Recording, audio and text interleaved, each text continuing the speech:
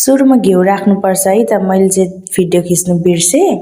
मैले अनि सुरुमा घिउ राखेँ, त्यसपछि सुजी हालेर मजाले पकाएँ।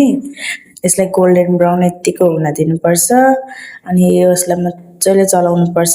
अहिले चाहिँ मेरो ग्यासको फ्लेम हाई छ, यसलाई लो बनाउनुपर्छ किनकि डढ्छ नि त।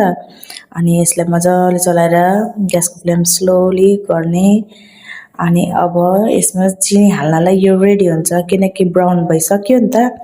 अब ग्यासको फ्लेम सानो बनाउने, त्यसपछि हामी सुजीमा चिनी हाल्छौँ। हजुरलाई कति गुलियो मनपर्छ त्यही अनुसार हाल्नु होला।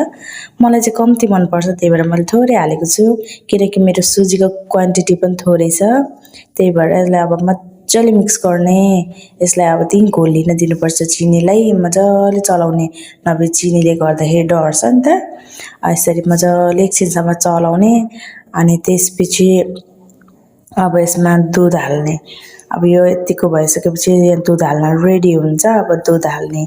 दुध चाहिँ मैले थोरै नै राखेको छु किनकि मेरो सुजीको क्वान्टिटी थोरै छ। अब यसलाई मजाले चलाउने, दुध सुक्न दिने। अनि यस्तो हुन्छ। यस्तो भइसकेपछि मलाई चाहिँ यस्तै मिठो लाग्छ, त्यही भएर म यस्तै निकाल्छु। हजुरलाई अर्कै मनपर्छ भने अझै मजाले बनाएर सुक्खा बनाउन सक्नुहुन्छ।